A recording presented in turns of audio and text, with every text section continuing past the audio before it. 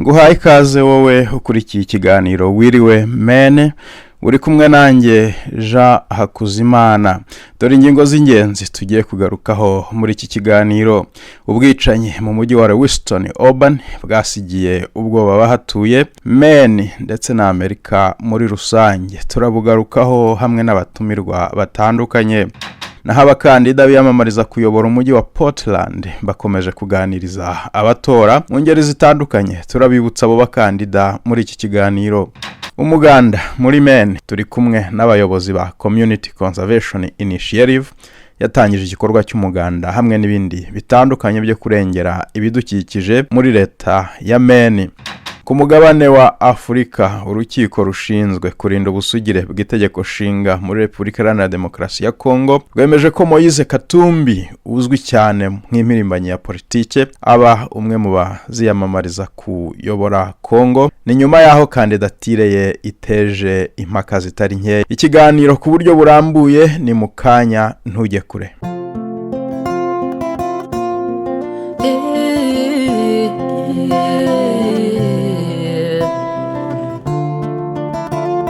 Nongeye kuguha ikaze muri iki kiganiro Wiriwe Maine. Uratumenyereye utwumvira kuri radio YMPega ya kaminuza ya Southern Maine ku murongo wa 90.9 FM ndetse no ku mbuga nkoranyambaga za Amujamba Africa, harimo YouTube ndetse na website. Nguhaye ikaze. Ubwicanyi mu mujyi wa Lewiston bwasigiye ubwoba batari bakeya, yaba muri uwo mujyi ndetse no muri Amerika muri rusange. Muri iki kiganiro ndi kumwe na Ernest Ndayisaba, umunyamakuru wa Mujamba Africa ndetse utuye muri Lewiston. Ernest, ongera utubwire uko iyi nsanganya yagenze. Umugoroba wa 15 z'ukwezi kw'icumi uno mwaka wa 2023 muri Lewiston nvuga ko haguye abantu baragize ubwoba bumvise ko hari umuntu yinjiye mu bare akarasa abantu, hanyuma abantu bakumva hasohotse itangazo yuko abantu binjira mu nzu bakugara bakamuho bari abantu ntibatahe. Kamutanga kubona mu makuru bibaye tubona bari 18 barashwe, ntibazi wabarashe baracamurondera, abantu baraguye mu gihunga kabisa sinobabesha. Uwo mugoroba waranzwe n'iki? Waba warabashije kugera hanze ngo urebe? Hanze nta muntu ushaka gushika kuba baca basaba abantu bose ko baguma mu mazu, n'abari kwazi ntibatashe, basaba ko abantu bugara amazu bakuga imiduga yabo, hanyuma bakitegura gutanga inkuru yose yoshobora kubona ko ari ikintu baketse, kuko uwo muntu yagize ibintu bari baza hari bamuronde bamubuze. Umva rero gutembera kuri uwo munsi wa 15 ntivyari byose byanashoboka, n'abatabimenye baca bagira ubwo burumva. Ibintu byo kubwira abantu ngo bagume mu mazu ni ibintu wenda abimukira baba batamenyereye. Wabibonye ute? Waricaye guma mu nzu? Byagenze bite ku ruhande rwawe? Ku ruhande rwanjye nkumesha makuru maze gutohoza uko bimeze, naramutse yuko igihe ugiye kubuti ndatashe sinabimenye, ugasanga bahagaritse abantu bose bafite ibintu n'ibiki ntivyumvikana. Ariko cyo nabonye jewe nk'umuntu w'umukira washaka no ko numesha makuru nuko ico nabonye ino ibintu by'umutekano ikintu cadutse gishogera nabi gishogera nabi abantu ntibafata minenekwe. Niko nabibonye. Ego uyu mugabo rero nyuma aza gushakishwa igihe kinini, nanone abantu bagitegereje kujya hanze n'ubwoba bwinshi. Ibyo byo wabibonye uti ikintu nk'iki gifata amasaha angana kuri abatarabona umuntu muri Amerika? Twari tumenyereye ko abantu bose baba bafite aho barizwa. Wabibonye ute wowe? Ku bukeye nashoboye gutembera ndondera amakuru ndabengene ibintu bimeze. Ikintu cyambere cyakiteye ubwoba nuko umuntu wese mwavugana wumva yabati bamutoye ntibaramutora. Ikintu cyatangaza abantu nuko hafata kacu umwanya munini ubundi ko babivuga umuntu bataramutora.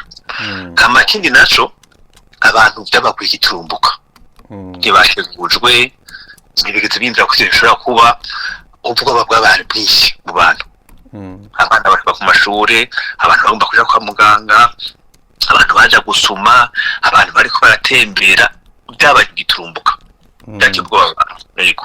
ibintu nk'ibi ngira ubwoba ko kubimukira bishobora kutumvikana vuba kuko imiryango y'abazungu cyangwa abantu bakuriye hano usanga babimenyereye ku buryo bahita babyumva vuba bakamenya uburyo bihisha ariko abimukira mfite impungenge ko batabyumvaga uburemere bwabyo.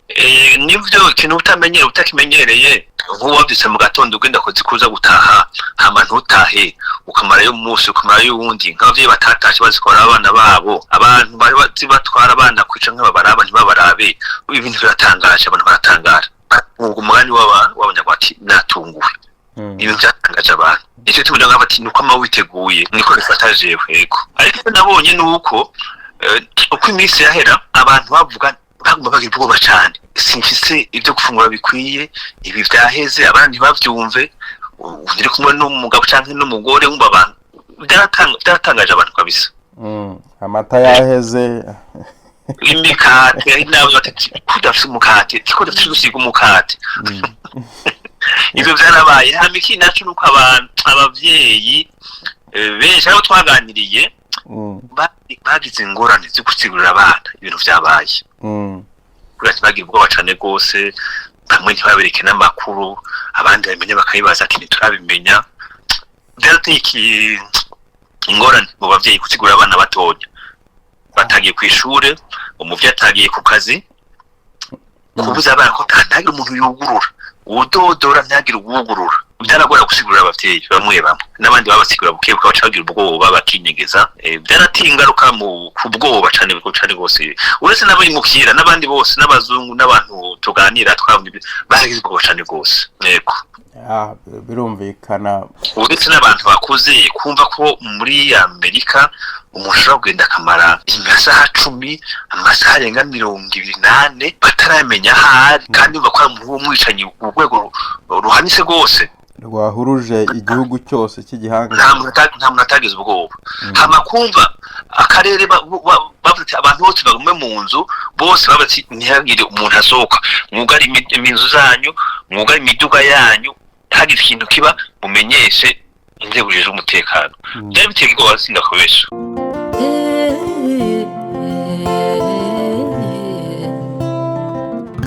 Ubwicanyi kandi bwagiye buhagarika ibikorwa bitandukanye mu gihe wabukoze hari hataramenyekana aho aherereye.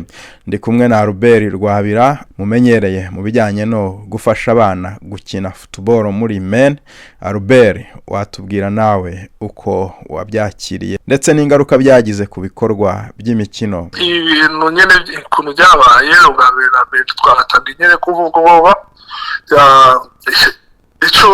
ikintu cya mbere no baragize nuko naciye ntangura nyene guhamagara abakinyi kuko ufise abakinyi benshi babiyongeye nyene muri Oben na za Lewiston ndahamagara bose ndababaza ko bari safe abandi iyo incident yabaye bari muri entraînement kandi bose usanga ufise nk'abakinyi batanu nyene bakina muri college bari muri entraînement ico gihe baciye babasibira mugabo hanyuma the parent niyo baciye bagenda nyene kubafata abana mu nyuma ndavugana nabo bavuga ko bari sawa nuko nyene byabaye.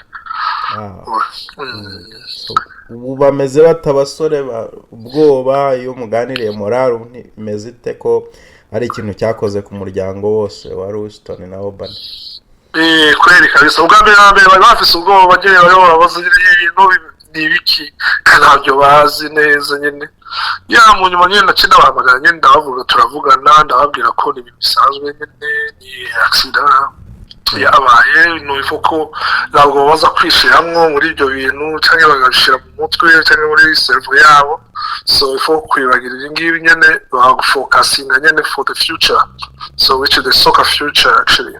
So niba twabituvugana ubu ni sawa kandi bamwe muri college batanguye no munsi ya practice abandi nyene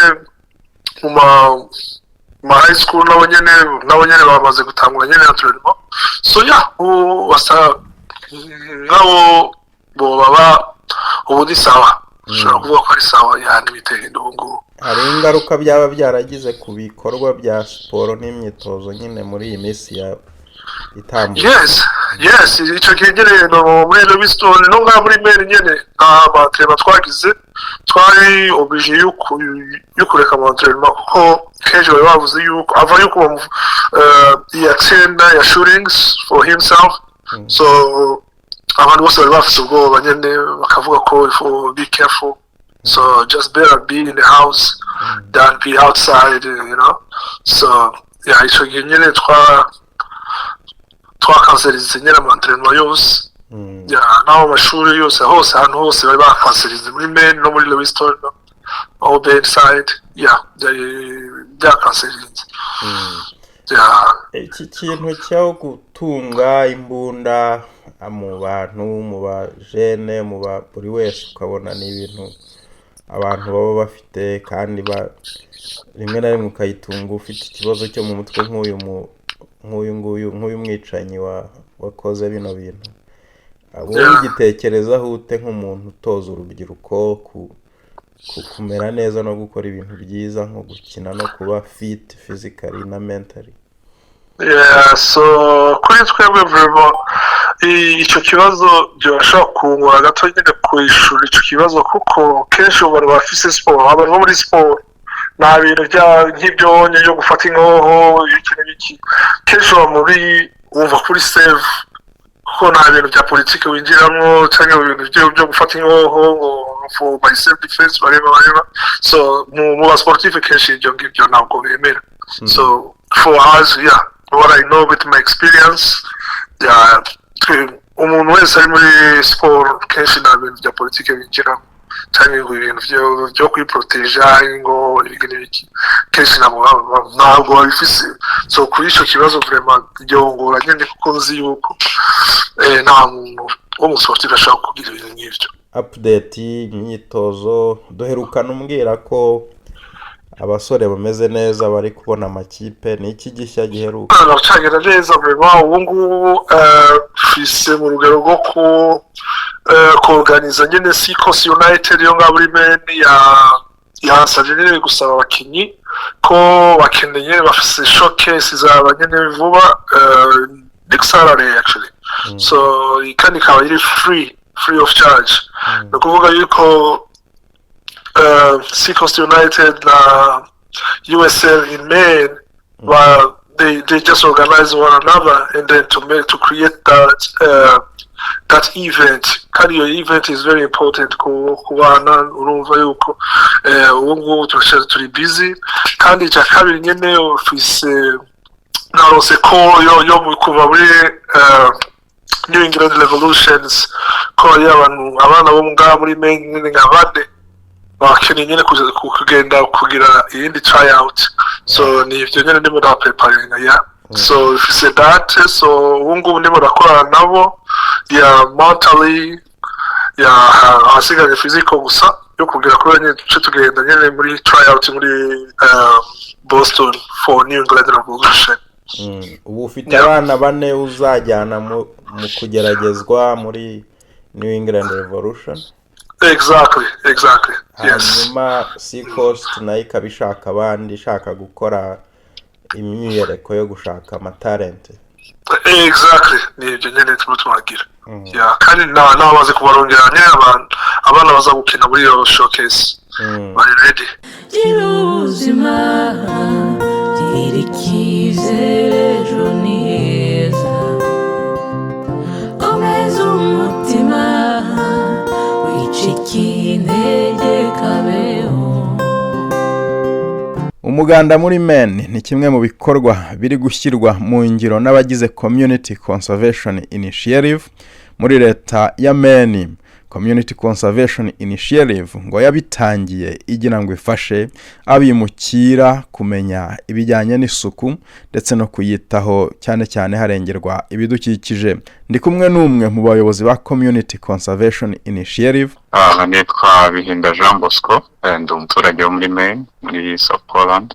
Njye n'abagenzi banjye babiri twatangiye non-profit organization yitwa Community Conservation Initiative. Akaba ari umuryango udaharanira inyungu ufite intego yo gushishikariza abantu no gufasha abaturage bo muri Portland no muri Maine muri rusange kwita ku bidukikije bahereye mu ngo zabo kugeza hanze, ubwo ndavuga muri community cyangwa se hanze aho bagenda aho baba. Dufite porogaramu 3 kuri ubu, Umuganda rusange ifatikanije no gufasha abantu cyane cyane aba muri community z'abayimigrant abakigera hano cyangwa basanzwe kubona cyangwa kwidentify ibibazo bijyanye na n'ibidukikije. Ubwo mukize mu magambo y'icyongereza ni environmental sustainability related issues. Bakagerageza kurema ibisubizo bwabo bibavuyemo, ari naho havuye Umuganda. Abashinze uyu muryango ko turi 3 twese turi Abanyarwanda. Icyo twashingiyeho mbere na mbere ari kugira ngo turebe ko bashyiraho ikintu cyo gushishikariza abantu batuye muri Portland na Maine muri rusange kwita ku bidukikije. Dufite ibindi bikorwa bitari Umuganda duteganya. Umuganda urebye akenshi witabirwa n'abantu bakuze, ariko turashaka no gushishikariza abana cyane cyane abajya mu mashuri y'incuke cyangwa se abo bana bari batangiye kumenya ubwenge, bagaheraho bakimuri ya myaka mitoya nabo bakunda environment, kwita ku bidukikije. Cyane cyane tukaba tugerageza gushyira focus cyangwa intumbero ku kintu kijyanye na recycling cyangwa reusage, no ibintu bishobora gukoreshwa ubundi bushya atari ngombwa ko babijugunya. Aho tugamije ko twigana nabo, kuko abana buriya benshi nabo baba bafite ubumenyi, hari ibyo biga mu mashuri, hari imyumvire yabo, icyo nakwita nka perceptions cyangwa perspective baba bafite ku bintu bijya kwita ku bidukikije. So iyo programme tukaba tuyita Heroes of the Household. So turashaka ko ari ikintu kiva mu rugo cyane cyane kikaba inspired n'abana batoya, urubyiruko, bagashyigikirwamo n'ababyeyi babo. So akaba ari ikintu gishyashya turi kureba ko twagerageza kubaka nacyo, uko tuzagenda dukura, uko twidentify ibibazo birimo cyangwa se opportunity zirimo, amahirwe arimo, ni nabyo bizajya bitwinforma icyo ikintu gishyashya twakagombye kunguraho ku byo twapanze mbere. Nanone urumva abana buriya ntago bigisha nk'abantu bakuze. Buriya umuntu asobanura, tugira strategy harimo ibintu byo gukurema ibintu by'imikino cyane cyane ijyanye n'ibyo, ariko nabwo mu buryo bwabo, kuko nabo badufasha gukora nka design cyangwa gukora uburyo iyo mikino tuyikoramo. Hari ibyo baba basanzwe bakora ariko tukabihuza na environment na recycling, waste management rugo, uko bajugunya imyanda, uko basortinga imyanda, niba hari ibora itabora, plastic cans, ibintu nk'ibyo. Akaba ari ikintu tugira nacyo turi kubaka. Turabona gitanga icyizere. Tumaze gukora sessions 3, tubona ko biri kugenda dusaba feedback ababyeyi buri gihe twahuye, tukareba se icyumweru cyashize nyuma y'imikino twagiranye n'abana, ese hari icyo ubona kihinduka mu myitwarire yiwe ku bijyanye n'uko wenda yari asanzwe yitwara mu rugo ku bijyanye n'imyanda, cyangwa se niba hari icyo yumva ajya avuga mu bimwinteresa cyangwa se mu byo yiga no mu ishuri. So ni ikintu turi kudevelopa, dushaka ko nacyo cyazagira imbaraga. Indi programme ya 3 dufite ni ijyanye na workforce development. Muri Maine hari opportunity nini y'abantu bashyashya baza, cyane cyane amafamiye y'abayimigrant, ahura n'ibibazo cyane by'ururimi, bagahura n'ibibazo by'uko bafite education ihagije ariko atabasha kubona utuzi tujyanye wenda n'ibyo bakoraga iwabo. So aho hantu akaba ariho dushaka gufasha naho sector environment cyangwa na climate change, imirimo yose ijyanye n'iyo sector, kuba twabafasha kwiadapta muri system za hano. Ibyo tukaba dufite uburyo dushaka kuzabikoranamo n'andi ma organization asanzwe hano, ari ayigisha indimi cyangwa se n'ayandi asanzwe afasha abantu kubona imirimo. Gusa ariko icyo dukeneye aho ni ukubaka capacity, ubushobozi bw'abo bantu. Ese ni iki babura? Turabanza tuzahera mu kureba ibibazo bafite, noneho tumenye uko tubafashamo bitewe n'ibibazo bafite n'ukuntu twabahuza na resources bihari. Ubundi tuzano tuzi ko ari igihugu gifite isuku, giteye imbere. Ukaba wabwira umuntu Umuganda utazi Amerika akavuga ati ubwo se urakenewe? Murakoze cyane kuri icyo kibazo. Ni ikintu buri wese ashobora kwibaza, kandi kuko iyo urebye tuva muri Afurika cyane dufite imyumvire itandukanye, ariko iyo uhageze ubona ntago ari ko yasura tugifiteho, ariko ibimeze 100%. Hari aho ubona ko nka community iba ikeneye kujya gufashanya tukazamurana n'imyumvire. Nk'urugero rwihuse, hari ikibazo kijyanye n'amazu n'imibereho no kubona aho abantu baba. So icyo kibazo kubera uburemere bwacyo, abantu bashyashya baje iyo bahageze bajya, iyo inzu ibonetse ntibita kuko imeze, bahita aravuga ati mpaka mbonye aho kuba. So akayijyamo ariko atabanje kureba ese iyi nzu irimo uburyo iteye, nta kibazo bizangiraho ku buzima bwanjye. Aho ndavuga wenda hari nk'amazu abashaje, harimo icyo navuga air pollution cyangwa nuza indoors air quality iri hasi, umwuka wo mu nzu ugaterwa n'amarangi ashaje, ibyuma bya plomb bifite chemical content zifite, ariko nanone ukajya no ku ruhande ukareba ugasanga nk'abaturage b'iki gihugu cyangwa abaturiye community zituye muri iki gihugu, siko twese dusobanukiwe ibintu byo ku recycling cyangwa ku sorting imyanda.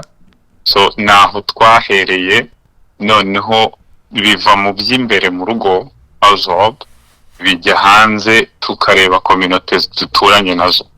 Ese ahantu tugenda, ahantu duhurira, ho nta kintu gihari keneye gukorwa. So nuko twazanye igitekerezo cy'umuganda nka community, kuko ntago iyo tukora ntago ari umuntu umwe ngo agenda akore. Tugerageza gukorana n'ama community kugira ngo kibe igikorwa rusange, kibe igikorwa gishobora guhuriramo abantu bagafatanya, kandi bikaba umwanya mwiza wo kwiga no kugerageza kwigishanya. Akaba ari muri ubwo buryo twazanye n'igitekerezo cy'umuganda, ariko harimo n'izo porogaramu zindi twavuze tuvuga. Gira ubuzima, gira icyizere, ejo ni heza. Komeza umutima, wicika intege, kabeho. Abakandida biyamamariza kuyobora Portland bakomeje kuganiriza abatora mu ngeri zitandukanye. Abakandida bari kugenda baganiriza abatora mu bice bitandukanye, kuva mu bakozi, kuva mu abakora mu nganda, abari mu ma union, amasendika, abanyeshuri ndetse n'abandi batandukanye. Ari nako bakomanga ku nzugi mu mujyi wa Portland basaba ko batorerwa kuyobora umujyi wa Portland. Ese wabuze abo bakandida? Reka nkunyuriremo nkubwira amazina yabo maze guhitamo kuzaba ukwawe. Muri abo harimo Pius Ari, umenyerewe cyane mu miryango y'abimukira, Justin Costa, Mark Dion, Dylan Pu, George Law, Andrew Zaro. Aba bose bakaba bahatanira kuyobora umujyi wa Portland. Gira ubuzima, gira icyizere, ejo ni heza.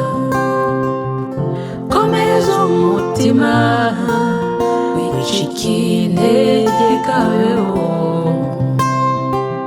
Naho ku mugabane wa Afurika, urukiko rushinzwe kurinda ubusugire bw'itegeko nshinga muri Repubulika Iharanira Demokarasi ya Kongo rwemeje ko Moise Katumbi ajya ku rutonde rw'abakandida bahanganira umwanya wa perezida. Ni nyuma y'aho kandidatire ye igiyeho impaka zitandukanye. Hamwe n'andi makuru atandukanye ku mugabane wa Afurika, reka duhe ikaze Olive Mukahirwa. Duhere muri Repubulika Iharanira Demokarasi ya Kongo. Urukiko rushinzwe kurinda ubusugire bw'itegeko nshinga muri Repubulika Iharanira Demokarasi ya Kongo rwemeje ko Moise Katumbi aba umwe mu baziyamamariza kuba perezida wa Kongo mu matora ateganijwe ku itariki 20 Ukuboza uyu mwaka. Ubwiyamamaze bwa Moise Katumbi bwari bwagiweho impaka hashingiwe ku bwenegihugu bwe, aho bamwe bavugaga ko afite ubwenegihugu bw'Ubutaliyani Sudani, abandi bakavuga ko afite ubwenegihugu bwa Zambia. Ibyo byari byatumye abamurwanya bitabaza urukiko kugira ngo rumunyage uburenganzira bwo kuziyamamariza kuyobora Kongo, ariko urukiko rwanzuye ko Moise Katumbi afite ubwenegihugu bwa Kongo. Ibyo bimuhesha uburenganzira bwo kuziyamamariza kuyobora iki gihugu. Moise Katumbi afite imyaka 58 y'amavuko, ni umuherwe w'umushoramari, yigeze kuyobora intara ya Katanga yo mu majyepfo y'uburasirazuba bwa Kongo. Ni umwe mu bahabwa amahirwe menshi yo gutsinda muri aya matora y'umukuru w'igihugu cya Kongo. Tukiri muri Kongo, ishami ry'umuryango w'abibumbye ryita ku mpunzi ryatangaje ko kuva imirwano yakongera kubura ishyamiranya ingabo za Kongo zifashwa n'ingabo z'umutwe udasanzwe w'umuryango wa Afurika y'Iburasirazuba n'umutwe wa M23, abantu 6,900,000 bamaze kuva mu byabo. Amakuru aravuga ko iyo mirwano yongeye gukomera kuva mu ntangiriro z'ukwezi kwa 10, ikaba ibera cyane cyane mu majyaruguru y'umujyi wa Goma, umurwa mukuru w'intara y'amajyaruguru ya Kivu, umujyi uhana imbibi n'u Rwanda. Umuryango w'abibumbye wavuze ko utewe impungenge n'imibereho y'abaturage bavuye mu byabo kuko bakeneye imfashanyo kandi abenshi bakaba ntaho banditse. Iri shami rya Loni ngo kugeza ubu rifite miliyoni 37 z'amadolari y'Amerika yonyine muri miliyoni 100 zisabwa mu gufasha abakuwe mu byabo n'intambara yo mu burasirazuba bwa Kongo. Twerekeze muri Kenya. Mu ntangiriro z'iki cyumweru, umwami w'Ubwongereza Charles wa gatatu ari kumwe n'umwamikazi Camilla bagiriye uruzinduko muri Kenya. Nirwo ruzinduko umwami Charles wa gatatu agiriye mu gihugu kiri mu bihugu bigize umuryango w'ibihugu bivuga icyongereza wa Commonwealth kuva yakwima ingoma. Umwami Charles wa gatatu w'imyaka 74 y'amavuko n'umwamikazi Camilla w'imyaka 76 bageze muri Kenya mbere y'ibyumweru bike Kenya isigaje ngo yizihize isabukuru y'ubwigenge yabonye ku itariki 12 Ukuboza 1963. Mbere y'uko berekeza muri Kenya, umwami Charles wa gatatu yatangaje ko mu bibajyanye muri Kenya harimo no gukosora amateka y'ahahise y'ubukoroni muri Kenya. Hari bamwe mu banyakenya bavuga ko umwami Charles wa gatatu agomba kuva muri Kenya ayijeje ko agiye gutanga impozamarira ku banyakenya bahoze mu mutwe wa Mau Mau baharaniye ubwigenge bwa Kenya yakolonizwaga n'Ubwongereza. Ibyateye abarenga ibihumbi 10 kuhasiga ubuzima ubwo bigaragambyaga bagerageza kwigaranzura ubukoroni. Tutarava muri Kenya, Perezida wa Kenya William Ruto yatangarije mu nama mpuzamahanga yiga ku gusigasira umutungo kamere n'amashyamba ko abanyafurika bose bahawe ikaze muri Kenya nta visa basabwe. Perezida William Ruto yatangaje ko ibihugu byo muri Afurika byari bikwiye kugirana urujya n'uruza nk'uko umuryango wa Afurika yunze ubumwe wakomeje kubiharanira no kubisaba. Kuva mu mwaka wa 2022, ibirwa bya Seychelles, Gambia na Benin nibyo bihugu byonyine byo muri Afurika byakuyeho ubusabe bwa visa ku baturage bose ba Afurika babyerekezamo. Cyakora nabwo hari ibindi bihugu 30 byari byaroroheje uburyo bwo kubona ibyangombwa by'inzira ku banyafurika bashaka kubyerekezamo. Ubwo Kenya ibaye ya 31 mu bihugu 54 bya Afurika.